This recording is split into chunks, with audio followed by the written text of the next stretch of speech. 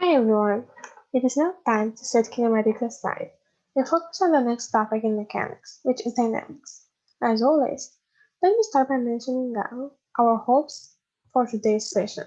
After this video, we hope we will be able to define the focus of dynamics, define forces and classify them, distinguish between inertial and non-inertial systems of reference, relate inertia with mass, and understand the statement of Newton's first law. We can start talking about dynamics without knowing what the topic focuses on. By definition, dynamics is the study of the forces that causes objects and systems to move. A natural question that arises is what is a force? Intuitively, we think of a force as a push or a pull, and we're definitely not wrong. However, a more physical and rigorous definition says that a force is the result of an interaction of two objects. Very important is that no body can act force upon itself, and similarly, no force acts between three bodies. Each interaction is unique in that sense.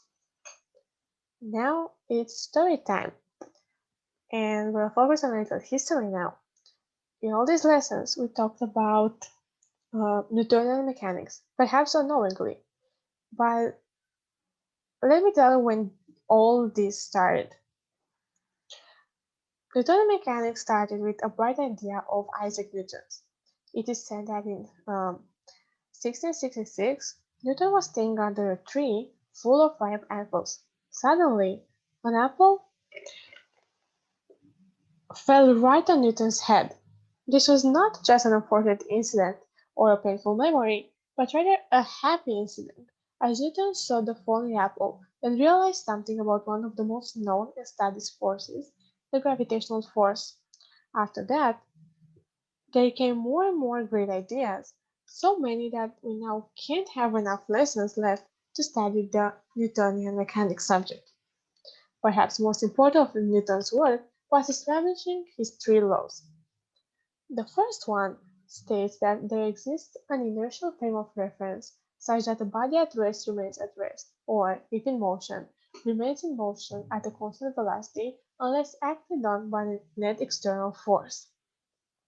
This sentence is rather convoluted, mainly because of the keywords that we need to know before we understand this law. The keyword would be inertial or inertia, net forces, external forces, and frame of reference. First, let's focus on what a frame of reference is. By definition, a frame of reference consists of a coordinate system and a set of reference points that uniquely locate that coordinate system. The coordinate system x or y, z on the left is a frame of reference, one that is uniquely located by a position r from the origin O to the point O prime and the velocity v of the system. Note that this implies that the frame of reference depends to some extent on the reference point O prime. If O prime was moving, the velocity v would have not been the same. Thus, we say that motion is relative and dependent on the system of reference. The second keyword was inertia, defined as the property of a body to remain at rest or to remain in motion with constant velocity. We know from experience that we have two bodies, one very massive and one with a relatively smaller mass. They will not act in the same way when actually done with the same force. Let's say we consider they move on the same surface. The heavier body tends to move more slowly or even not move at all if the action isn't strong enough, while the smaller body will gain a substantial speed. We say that the small body resists the change in motion less than the bigger body. This is always true, which implies that inertia and mass are correlated. Indeed, the inertia of an object is measured by its mass. With these two new definitions, we can classify the frames of reference in a way that we'll have inertial or non-inertial frames of reference. An inertial frame of reference is a reference frame that is not undergoing acceleration. In this frame of reference, the body is always in uniform motion if it was in uniform motion in the absolute frame of reference, the one that isn't moving. Therefore, Newton's law holds when describing this motion. However, there can exist non-inertial frames of reference that undergo acceleration with respect to an inertial frame of reference. And because of that, they essentially undergo acceleration relative to all inertial frames of reference. In this case, we can't just take Newton's first law as a given.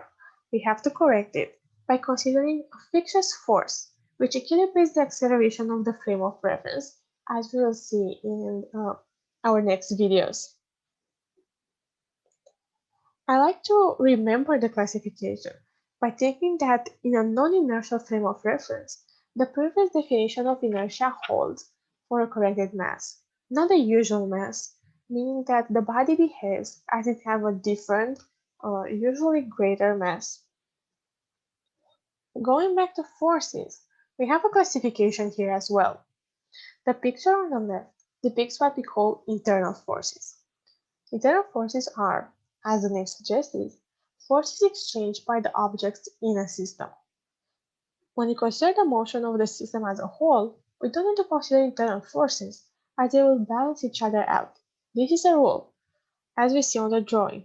Forces F12 from body or particle 1 to 2 and F21 from body or particle 2 to particle 1 are equal in magnitude and anti-parallel.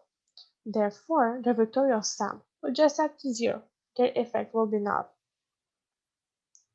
External forces, however, act on the system itself, and those are the ones that change its motion state. On the right drawing, it looks like we have the same particles and the same forces. This time, however, we are considering bodies 1 and 2 as their own system, not part of a bigger system.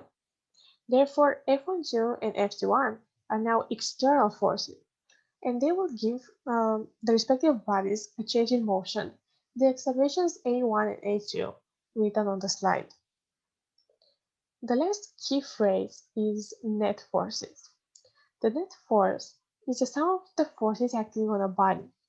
In this case, we need to define vector addition, which is very different from addition that we know, which is the scalar addition, because you need to keep in mind that vectors have direction on top of magnitude. On the drawing, we find the resultant of the sum of the two vectors using what is called the parallelogram rule. With the two vectors, we create a parallelogram, a shape that we know has four sides, 2 by 2 parallel and equal. We do that by taking one vector and transporting it to the end of the second vector, and take the second vector and translate it over to the end of the first vector. The resultant will be then given by the diagonal that starts from the common start point of the vectors. We also have an analytical formula marked on the drawing in green. Note that this formula shows that the magnitude depends on the angle between the two vectors. That is, let's say theta would be 0, so the forces are actually parallel. Then we are left with the square root of another square, f1 plus f2 squared. Therefore, in that case, we have the vector addition behaves like scalar addition. However, if theta is not 0, and let's say it is 180 degrees, its cosine will be minus 1. So our resultant will actually be a difference of the vectors, or the vector's magnitude, not a sum. Therefore, we can no longer consider the addition laws that we're familiar with. Now that we do vector addition for two vectors, we can continue and, let's say, add the resultant f1 with another vector f3. Well, in this case, we actually are in the situation when theta is 180, So the resultant will actually be the difference marked F123 on the drawing. Because vector addition works for any two vectors, we can add any number of vectors if we just do this step 2 by 2. Now that we talked about the keywords in Newton's first law, I really hope we can understand it better. So the main takeaways in these videos are that Newton's first law states that a body at rest or uniform motion will continue to be at rest or uniform motion unless acted on by an external force. That inertia is the property of bodies to resist changes in their motion state. And the last takeaway would be that vector decomposition and vector addition are different than the same operation done on scalars. Thank you for your attention. I look forward to seeing you again in the next video when we'll be talking about Newton's second law and continue our journey to dynamics. Thank you.